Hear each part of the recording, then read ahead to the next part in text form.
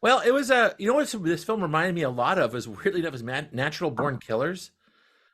It, Oh, it was kind of Yeah. like it was half between like a narrative and just like knowing there's artifice there. Yeah. You know, It's a pretty straightforward movie, though. it is. It's really it's pretty almost a soap opera. You know what I I mean? don't care if it gets off the rails narratively. I would buy this Blu-ray if it existed. Yeah, if it was sharp, you know, that's the thing. And then some of the scenes were just black and white were just crystal, and some of the ones in the color and black and I like color the were just really transition to muddy. color too. Yeah. Visually, I think it's tremendous. I have to ask Jim a question. Yeah. Not. I didn't think of Natural Born Killers, but I want to know if he thought of My Winnipeg when he picked Big this. Oh, time. dude. Were you inspired to pick this because of My Winnipeg last week? I had already picked this before you Oh. picked My Winnipeg. Still but, like that. It Holy certainly moly, does dude. I remind mean- me of Yeah, Guy that, Madden's got some explaining to do, man. Those gears mesh pretty They closely. didn't release this Yeah. in Canada. Shut up. Hey, there- no, It's hey, Eraserhead by way of Wes Anderson. Canada- Yeah, that too. I have to say something about Lars von Trier, which is I think he makes movies that are specifically designed to make me hate them. Like Okay. like literally, Oh, every you mean, single you mean one like of you his- mean like me and Sofia Coppola? apparently. Hey, Yeah. I think dig it. you and Scott should get a room. There's like it's just every time I watch one of his movies, it just grates against me the entire time. Like there's just something about his style and the way that he assembles things and the way he directs that just does not work for me. And it's like I can see the art in this film. I can absolutely see the art in this film. I just don't like the art. Like it's No, I know. Weirdly enough, I'm going to back you up on that because you know Von Trier is kind of like tells stories in kind of a circular fashion. He's not really an available director in a lot of ways, even in his Dogma days. Did you see Melancholia? Yeah. Melancholia. Yeah. I thought that film was pretty interesting, but you know, one of his acolytes, you know, he did Vinterberg. He did Another Round, right? Yeah. That film was 10 times as good as that, and it spoke to a universal truth that It was Trier, I Vinterberg think, who is still did Celebration, right? yeah. Yeah. It's maybe, but it was like it's Trier is a very insular filmmaker. He's very it's like Lynch. He's very He's an wrapped around his own angry- core, you know. but I didn't think this was Oh, sure. anything like any of his other movies. It was very unlike all of his And other that's movies. why who was it? Scott who said like Dogma was almost a protest against his own movie. He was. I Yeah. think it was. I think he's a dogma. But it's like he saw he was going. It's like, no, I'm not doing this anymore. We're doing this. He got sick of his own He shit. got sick of his own shit. I think that's what happened. But I it was. want to say that the woman behind Scott, old Barbara, Hannah Arendt. Hannah Arendt, Yeah. she does a fantastic imitation of Myrna Loy.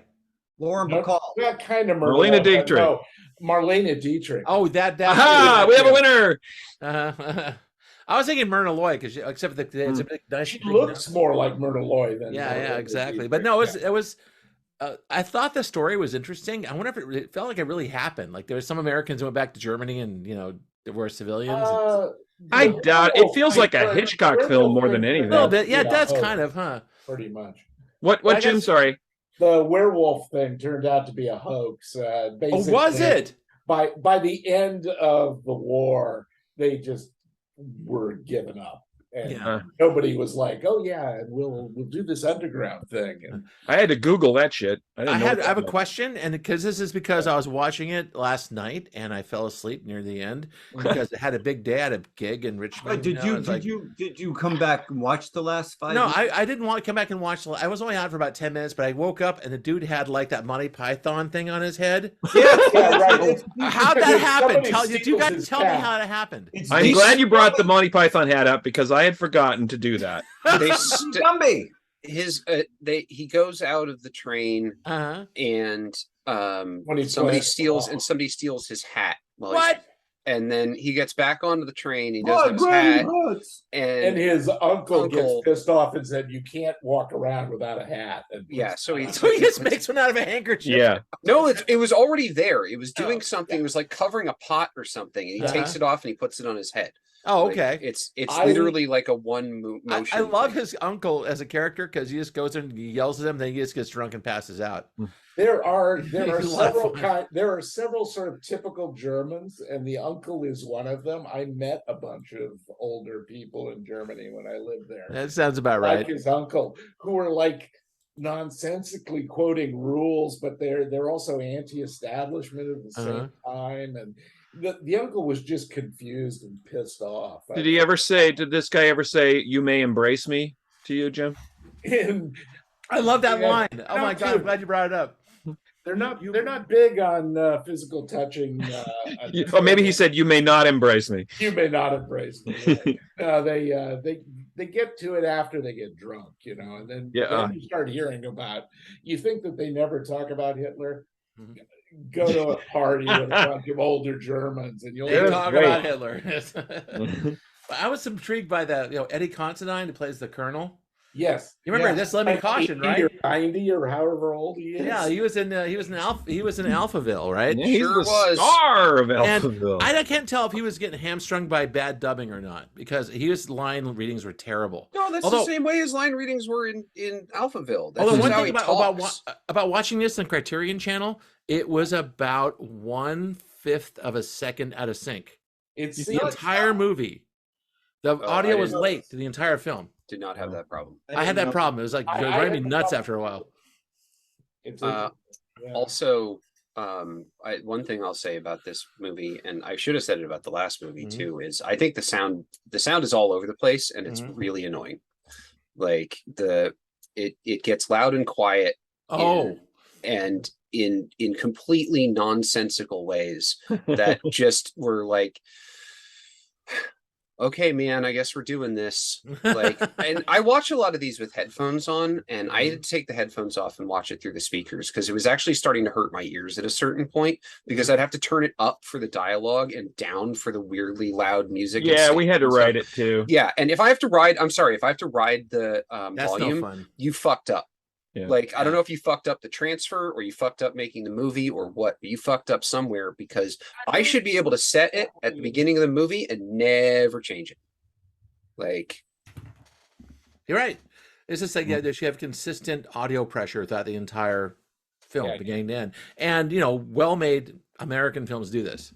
It's like they have to because it goes to broadcast, and you're gonna get they do it. It goes up or down below the broadcast level. They're gonna get bitched at by Right.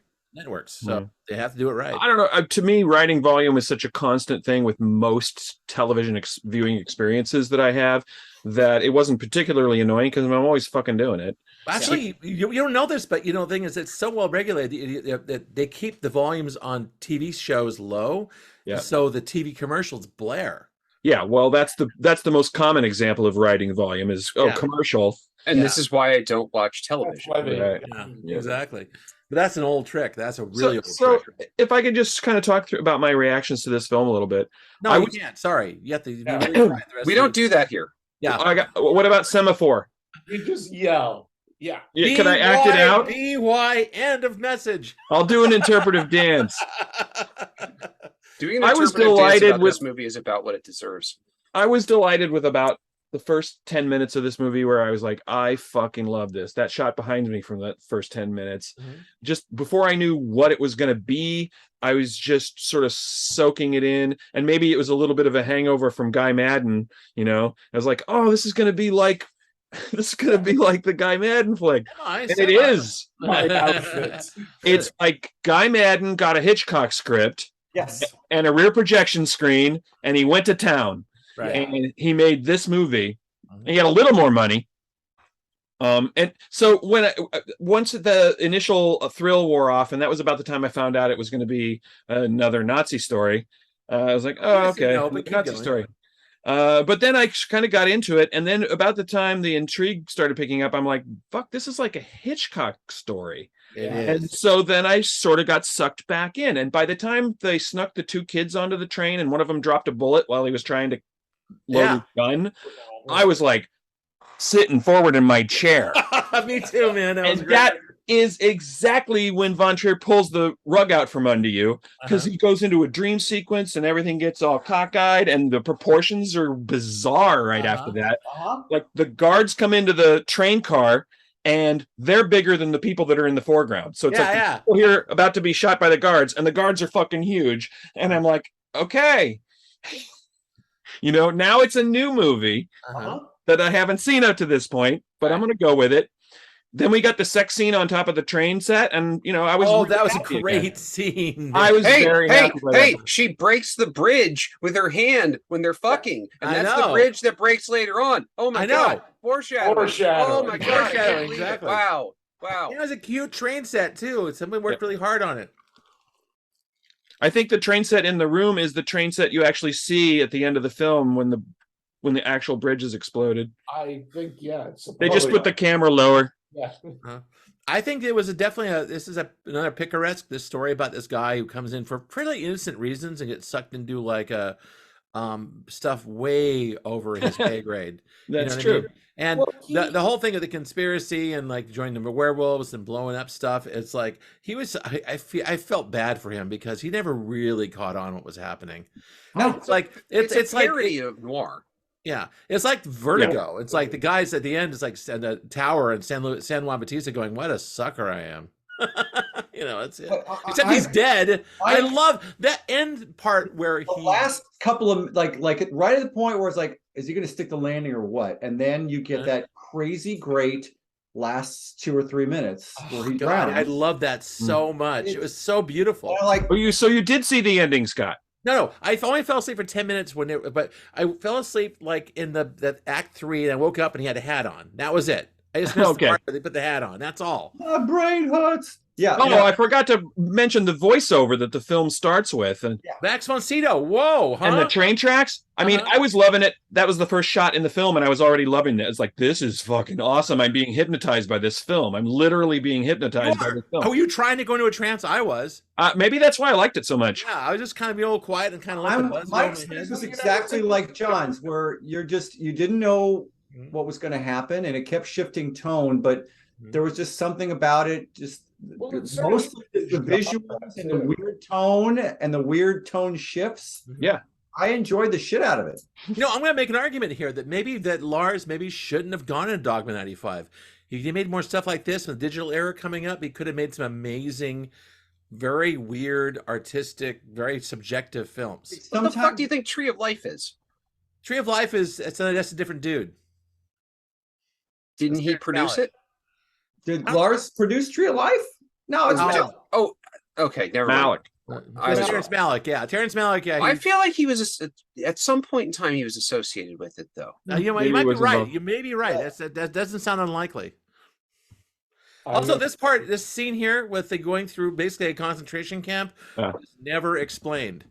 Yeah, that's okay. It just goes into a car, and it also turns into what's that film with the long train and the snow and Snowpiercer. It turns into fucking Snowpiercer. Well, no, I mean, I think that actually scene makes a lot of sense because that's him sort of experiencing what these trains were. His culpability, right? Yeah. Because they say later on, oh yeah, he moved concentration camp victims for the Nazis during the war. He's just too important to the rebuilding of Germany, to the reconstruction of all of this, that we can't let him become taken down for being a Nazi. We have to protect him. The colonel's very adamant about that. I mean, they went out of their way to forgive a bunch of people after Nuremberg. The first couple of trials at Nuremberg. There's a lovely scene where that family's looking out the window and they're blowing up the cranes. And was it Bremen? Yeah. That was like they're talking about what the Allies are doing. They're just stripping their ability to make war anymore, and they're knocking down the cranes. And it's like, it was such a neat moment. It was just like they're like, "Where's this going to happen? We're going to get past this." And they didn't. The funny thing is that they didn't do that at all. In fact, they immediately helped them rebuild their entire war production effort so they could fight against the fucking Russians. Yeah, I know. In my mind, I was like, they shouldn't blow up those cranes because they're going to be paying to rebuild them in about a year. Right. So it probably did. You're right. It probably didn't happen. But No, maybe it never happened at all. They like literally the French took a bunch of weapons designers and snuck them out of the country and then snuck them back into the country. Wait. Like it literally was like they completely rebuilt the entire German production infrastructure in like 3 years. Well, Like, if it was Bremen, that was Harlan and Wolff, the guys who made the Bismarck.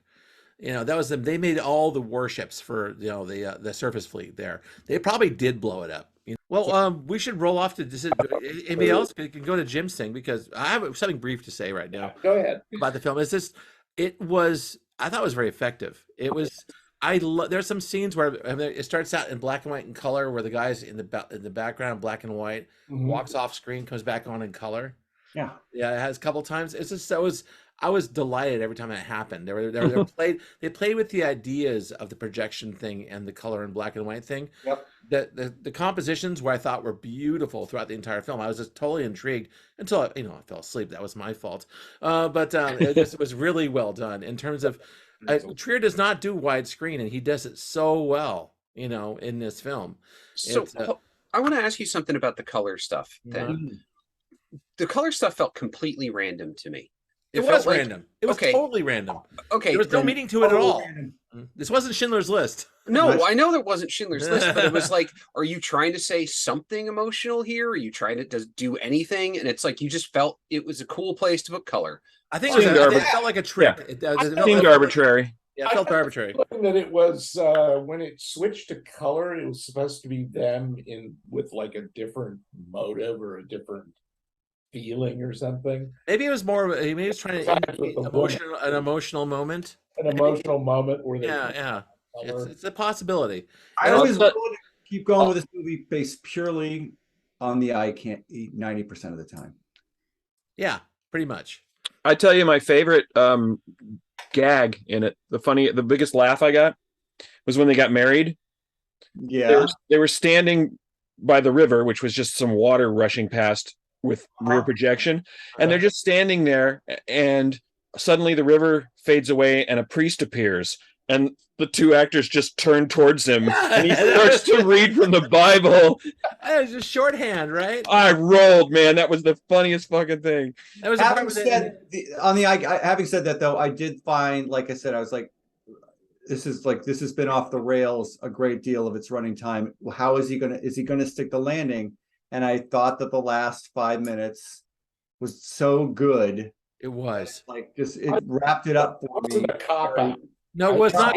And it's got to be harder to involve you in a gripping, emotional story and do all this bizarre shit rather than just tell it straight, I think. Yeah. It's like he's doing more than one thing but the entire time. I didn't feel sorry for him when he died, so I don't know that I felt sorry for him either. I just thought so I don't feel like I was that. He was alive. I don't feel like I was that emotionally invested in it. Like, no, I didn't identify him with him to the point where I was devastated that he died, but I said I was engaged by the story. On paper, but you're talking about an emotional story. I don't feel like that's the thing about this movie. I don't feel like it has any emotion really at all. Like, well, I kind of felt the way I did after, say, watching North by Northwest or Vertigo. It was like, that was a good movie. What a great story. That kind of what great filmmaking, rather than, wow, that man's life really affects me and it makes me reflect on my own life. I mean, I'm not going to. No, but it doesn't. I'm not saying it has to be that. I'm just saying, like, I feel like if you're trapped in a room with someone who's drowning and you're trapped inside with the same bars on the same window and you're watching him drown while a narrator is counting down him drowning. Wow. They're trying to make you identify with that person. Trying to make you feel. Don't identify with that person, they fucked up. I don't think so. All right. I don't agree with that. Because I don't think that was the reason. Then what's the point of any of it? Well, what's the point of locking you in that room? Let me throw out a theory here. The point is to enjoy it on a different level than that. No, at that point in the film, the one I already explained. No, what Chris is saying basically, but a little bit more, that this film starts out kind of a story about people and post-war, and you're kind of involved in the world, right? At the point where the train goes into the water and he's stuck in that room, goes from like this level to a kind of a liminal level. It goes up to something that transcends normal human experience because he's talking about what happens to him as he floats down the river to the sea. Yeah, like he was alive. And that's great filmmaking. That's great storytelling because you want to somehow get outside of the world and outside of yourself. And that part of the film is a poem. It's a poem. I was able to appreciate most of these characters as caricatures and or archetypes. Like it was, it's this is the same criticism people have about Wes Anderson. He makes these sort of diorama movies where, kind of like it's all about the set, the little perfect little composed compositions that he puts these two-dimensional characters in and expects you to give two shits about what happens to them. Right. It was not a whole lot different than that for me. I mean, only with more Hitchcock and David Lynch. Right. True. I think the narrator secretly hated the main character.